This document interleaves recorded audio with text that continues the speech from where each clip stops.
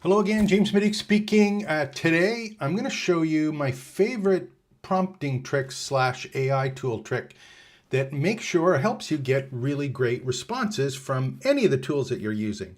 What am I talking about? Well, I'm talking kind of about your ChatGPT versus Claude versus Gemini, whichever tool you're using, how to play them off on each other. And what I mean by that is taking one prompt from one of the tools and the response that you get and challenging the other tool to do better and or change and or edit. So we're going to go through some prompts. I'll show you how this works, and we'll talk a little bit about some of the things you need to think about when you're doing all of these prompts, creating online courses, creating your how-to material. Sometimes it's easy to get lost where you're kind of stay focused on, or you get into the habit of having a series of prompts or just making the same prompt over and over again, getting a result, and then kind of taking it for granted. And what I end up doing most of the time now is if I'm using one particular tool, for example, like ChatGPT. Now I have paid versions for both of them. So I have a paid version for ChatGPT and a paid version for Claude. So just to put that up front. But what I end up doing is I'll often do research in one tool and get a particular kind of response that I'm looking for. And then what I'll do is I'll copy that response and I'll bring it over to the other tool and say, for example, I'll put it into Claude and I'll say, hey, I just got this response based on these questions from ChatGPT. Can you do any better? Or what do you think? And often you'll get a completely different answer or different perspective than you were working on the first tool, and you end up that either it's better and or some of the things that you've done in one really weren't ones that you considered in the other, and you can combine them and or challenge them back and forth. And this works pretty cool, because one of the things that happens, at least for me, is when I get started on this, a lot of times people take the responses that they get, especially when they're making online courses, lessons, how-to material. It's like you put a prompt in or you ask a question from ChatGPT, you get a response and you take it as, oh my God, that's the truth. Well, that could be farthest thing from the truth, depending on a whole bunch of things, specifically the context that you've given it when you ask for a response. And the thing to remember about all of these AI tools right now is that the actual context that you give to the tool before you get a response, it's really hard for any of these tools like ChatGPT or Gemini or any of the ones that are available, like Claude, to actually understand the context at an emotional level, let alone a lot of detail. So just keep that in the back of your mind. Let's take a look at a couple. I'm just going to show you some. All I want you to do is see how this works. And then more importantly, when next time you're creating your online course, you're creating a lesson, you're creating a quiz, anything to do with how-to material, you're creating a video script, you're creating emails, anything to do with market your online course, if you're doing that, just start playing them off on each other and see the different responses. And more importantly, see the tone of language that happens. I have another video that I'm going to be doing that talks about why I think Claude is better for creating online courses and ChatGPT is better for doing research. And it has to do with the tone of the responses. So stay tuned for that one. And remember, if you like the channel, like and subscribe. Always visit trainingsites.io. And I do have, if you look down there, I've got trainingsites.io/AI course. I'll actually work one-on-one with you to create your own online course using tools like ChatGPT and Claude. So how does this work? Let's go take a look. I'll open up. Let's see if we can get one of these to open up. And we'll look over on my page here. Now, the other thing that's kind of funny here is I use Ecamm to create these live video streams. And I actually did another video on why I use Ecamm and why I only do live streams. But to kind of spice things up a little bit, I have my iPhone camera that's up here in front of my monitor, so that when I turn now, I've got a camera on me, not the other main menu facing the side of my head. So hopefully I can stay kind of into the second camera here, and we'll go from there. Or at least I'll look like I'm looking in the second camera when I'm reading the screen that is slightly beside. So Trainingsites.io. One of the things, if you haven't seen before, we have quite a large resource of prompts that I've been putting together. And a lot of the links that you'll find in the descriptions below are links that go to these prompts. And just remember, when you're playing around with prompts and all these things, I've had a number of videos showing styles of prompts, prompting frameworks. I've even had videos that talk about why you shouldn't prompt and you should just chat. So, take all of the verbiage with a grain of salt and understand that you're going to have some kind of interaction with all of these tools. And as long as you get the response that you want, that you're looking for, and more importantly, you know what it is, the response that you want, just use the tools and take advantage of them. And they're not going away. They're only going to get better. And you're going to get left behind, and your courses and your ability to create courses quickly is going to be diminished or reduced if you don't kind of get a hang on these and start playing with them anyway. So I've got Claude open up, excuse me, and I've also got ChatGPT, the app, installed on a Mac here. So what I'm going to do is let's just take a look. Let's take a look at some prompts here. So I'm just on the screen here. We'll take a look at one. I've got, these are the different 4 styles that I have in another video: conversational prompts, role-based prompts, mega prompts, and chain of prompts or chain of thought prompts. So what I'm going to do is we'll just try one in one tool, and then we'll look at the response, and then we'll try one in another tool and look at the response. So here's one here. Give a good example. So I'm just going to copy and paste this one. And what this one, it says, create a detailed outline for a 4-week online course on email marketing and include the following. I got weekly topics for learning objectives, key concepts to be covered in each week, suggested hands-on activities or assignments, resources and tools to be introduced, potential guest speaker topics, ideas for a final project. So what I'm doing here is I'm looking for an outline to this particular course. So let's open this one up. I've got it copied just to make sure, and we'll open up our copy of ChatGPT. And I'm going to go and we'll create a new chat just so it's open and you can see it.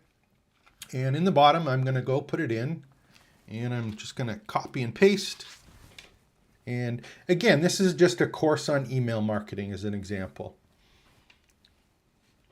Memory updated, that's another little story that we'll cover in another video. So it's going to give us an outline. And normally what would happen is you would kind of clarify this, you would fine tune it to get the response that you want if you knew the response. But you've given an example, we've asked for something, given it a task, and it's given us the result or the response to that task. And we didn't give it much context, right? We just said, hey, create an outline for a detailed email marketing course. So it's given us this information. So let's see what happens now. It's a pretty long one. They've got a lot of detail here. While it's running in the background, let's just go open a copy of Claude. And I think I got this one up here. We'll open another tab anyway. So it's main on the screen. And I'm just going to open up Claude.ai. And I'm logged in here. And let's just do this one. And we'll copy and paste it. And see what we get.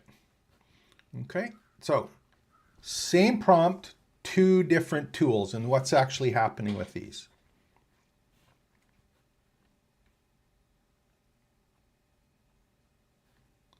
So while that one's running in the background, we'll go back to ChatGPT, and we've got a complete presentation, final project, guest speakers, everything that we asked.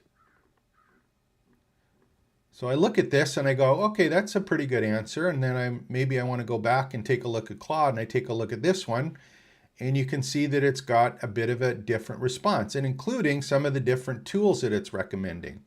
So this one has got, for example, let's look at the title. So we got week 2, we got introduction, and then we've got building and managing email lists, and email design,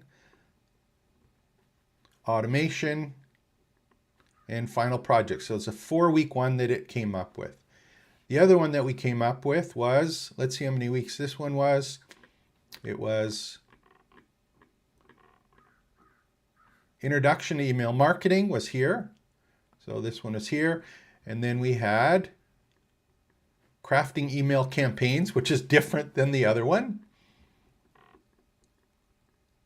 Then we had automating and scaling your email, which was topic 3 and before. So the first one had introduction, managing, and then automating. This one has introduction, campaigns, and then automations.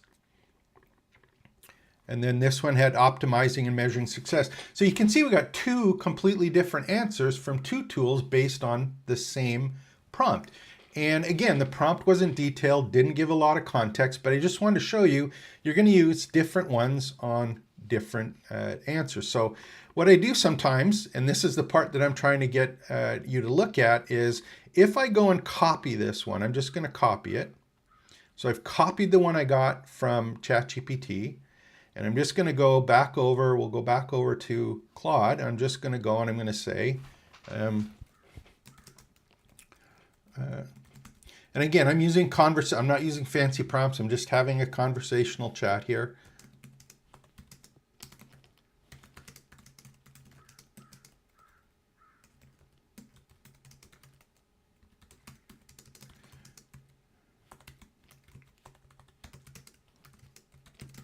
So I'm just saying I'm going to give you that outline to your response. And again, I'm not giving, this isn't a fancy prompt. I just want to show you what happens when you start playing them off on each other. So I'm just going to say,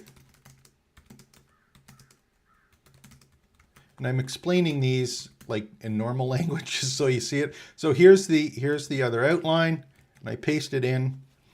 So now what I've done is I've given the response that it gave me on ChatGPT and given it. So this one says, understood, I'll review the outline provided and compare it to the one I created earlier. This will allow us to identify similarities, differences, and potential areas for improvement in both outlines. Would you like me to provide a detailed comparison of each approach and enhance the context? And I'm just going to put yes. So basically what Claude's doing is it's saying, okay, I got this one from ChatGPT.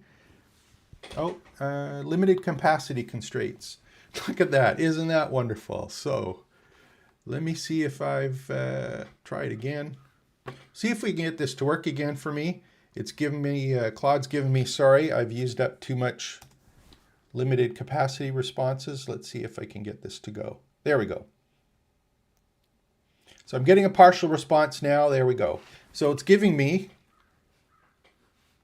the outline that I created and then the outline that ChatGPT created. It's looking at the strengths and differences, the weekly breakdowns, the pieces that are there, and then some of the hands-on activity. So what you've now got is you've got 2 views of the same response from 2 different perspectives, and you can do what you want with these.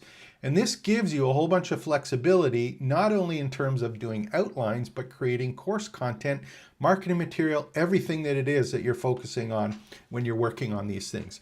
Now, I won't do any more. All I want you to do is when you're creating an online course, when you're creating any kind of content with any of these AI tools, don't be afraid to play them off on each other.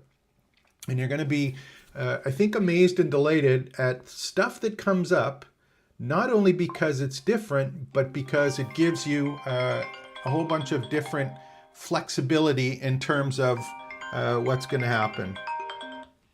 There we go. Sorry, my phone was ringing. I'll turn that one off. It just gives you a whole bunch more perspective on how things work. And I think, you can provide not only better content material in terms of your courses and your course material, but it gives you a wider view at what it is that you're trying to teach people. And at the end of the day, I think most people who are doing any of this how-to material, sharing their skills and knowledge, answering questions, the ability to give a wide-ranging, detailed answer with some wider perspective than maybe that you were just thinking about. More importantly, that you think other people are thinking about and want answers to. There's a lot of value in that. So, same prompt, use it in the other tool, just see what happens, and then you can work back and forth and combine them, and you'll probably get a better response. So hope you enjoyed this. Again, like and subscribe to the channel. I do these every day, sometimes multiple ones during the day. We've got a whole 200 and some videos now here on YouTube. And again, we've got 40 courses, I think, on the trainingsites.io course, and a bunch of services, including doing things like not getting overwhelmed with this and actually using these prompts to create online courses and online content. I'll do it one-on-one with you. And if you just want to talk about prompting and building out with AI tools all of your how-to material, doesn't matter what it is, but if you want to do an online course, anything like that, I'm here to help do the prompts with you and go through and coach you so that you can start, build, and grow your education business. Take care. James Miduk speaking. We'll talk to you again tomorrow. And trainingsites.io, like and subscribe. Thanks.